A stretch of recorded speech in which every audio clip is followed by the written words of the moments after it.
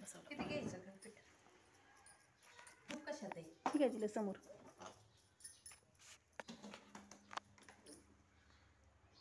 आता गव्हाचं पीठ चाळले आम्ही त्याच्यामध्ये गुळाच्या ह्याच्यामध्ये.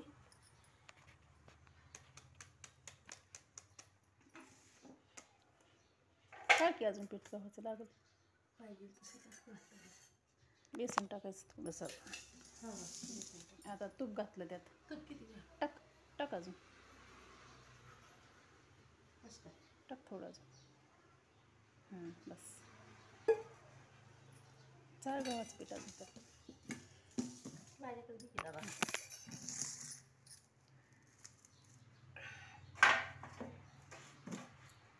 ही माझी आई बरं का, माझी आई बनवते कापणी.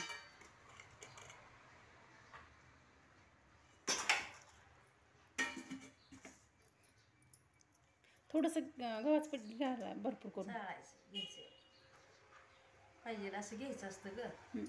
मीठ घेऊ का थोडं चिमटभर? पातळ होईल म्हणजे. हां घे थोडं मीठ चवीसाठी मीठ टाकायचं ना.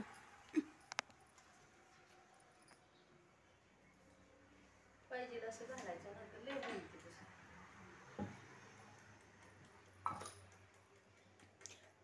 हे बघा आम्ही ना मिठाला गाडगं वापरतो. खपराचं गाडगं चांगलं असतं आरोग्यासाठी आणि ह्यात मीठ ठेवलेलं पण चांगलं असतं. चवीनुसार थोडं टाकायचं.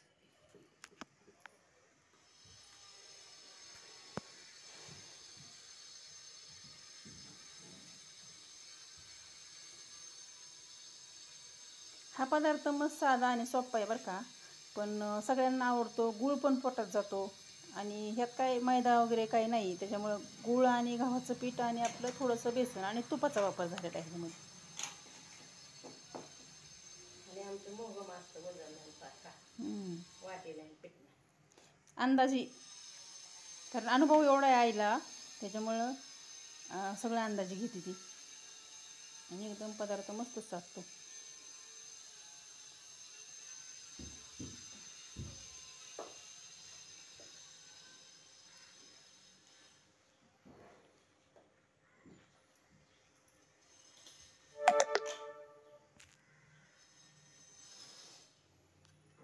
ही माझं किचन.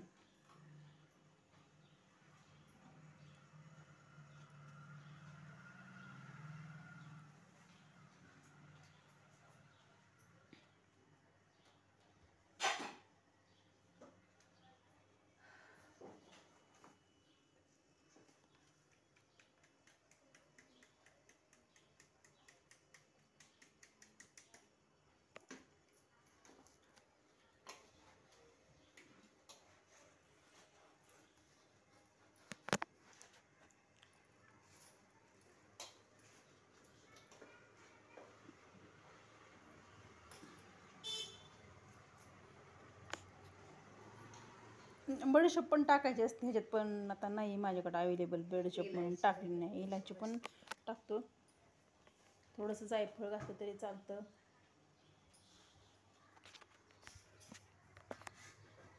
इलायची बघू आहे का पावडर ह्याच्यामध्ये.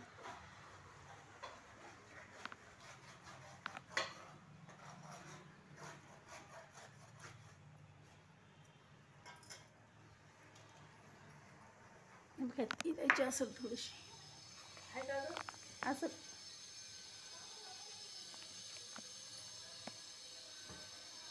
असते तर टाक थोडीशी, नाही तर मग थोडीशी राहू.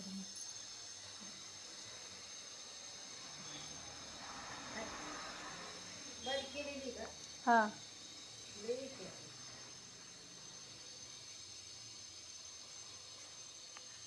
इलायची पावडर.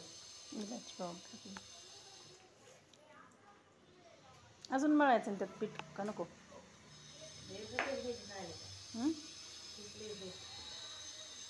गोड होईल का? लय गोड.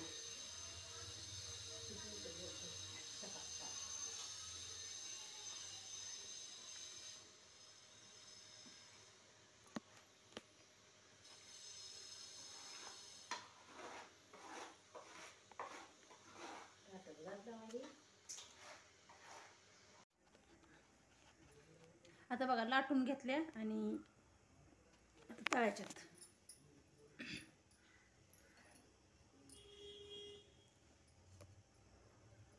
हे काचोळीवाडी झाल्या.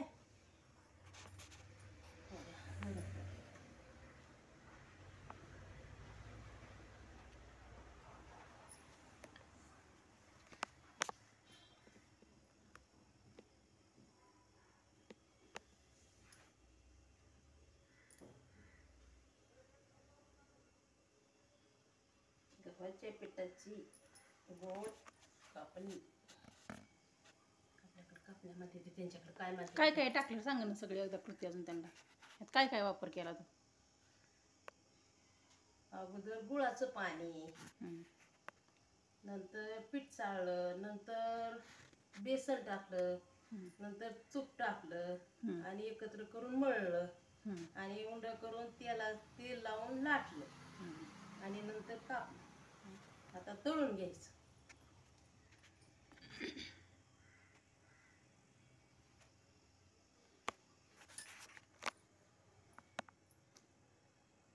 तळल्याच्या नंतर दाव त्यांना.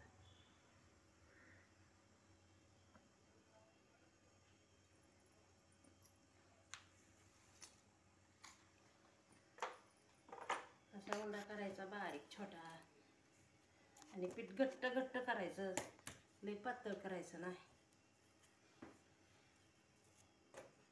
कशाने कापलं? चाकूने कापलं? चाकूने.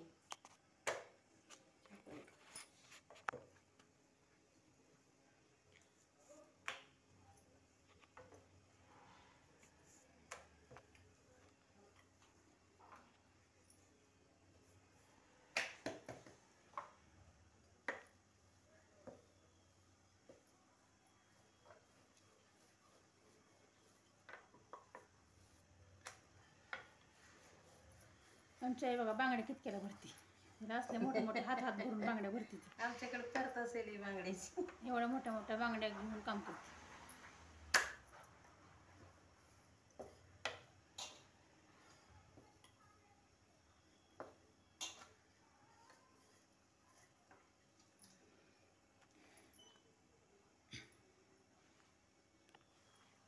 असं काप घ्यायचं. आपल्याला पाहिजे तसं घ्यायचं, मोठं म्हणा बारीक म्हणा, आपल्याला जसं आवडेल तसं. आकार ह्याचा कसा चांगला वाटतो? त्रिकोणी का गोल? त्रिकोणी कापू आता. त्रिकोणी कापण्याचं नावच आहे म्हणल्यावर काप त्रिकोणी केलं तर चालतं, ठीक आहे ना? हे घ्या अशी. त्रिकोणी केलं तर हे अशी कापायची. ही ना पदार्थ आषाढ महिन्यात करतात बरं का, पण आमच्याकडं माझ्या बारक्या मुलाला आणि सगळ्यांनाच आवडतं म्हणण्यापेक्षा मैद्याचा वापर नाही ह्याच्यामध्ये. फक्त गव्हाचं पीठ आणि गूळ आणि तूप ह्याचा वापर आहे. मग एवढं काय शरीरासाठी पण चांगलं आहे ही, आणि आपल्याला समजा थोडंसं टेस्ट पण छानच लागते ह्याची. गूळ पण पोटात जातो आणि ह्याला तेल पण राहत नाही बरं का. काय सुद्धा तळलं ना तर त्याला तेल अजिबात राहत नाही, कारण गुळाचा त्यात वापर असतो, त्याच्यामुळे तेल कसलंच राहत नाही. सगळं तेल असं नितळून निघतं. मी तुम्हाला तळलेल्या पण दाखवते. आता काय बोलायचं?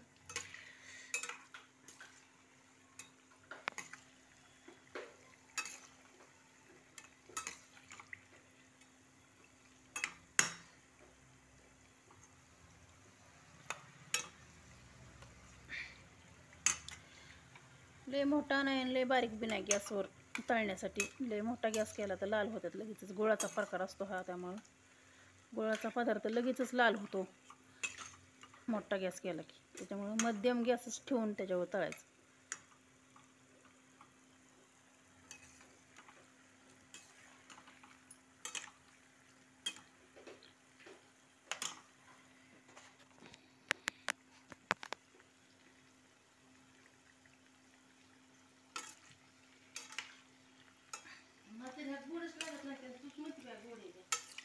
ह्या इकडच्या तेच खाते मी, तुझ्या ते तळलेल्या नाही.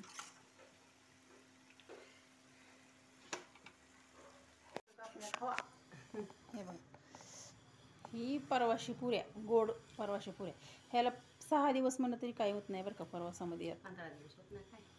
ह्याला आणि ह्या गोड कापणे. काढा काढा दगडच आहे. हा.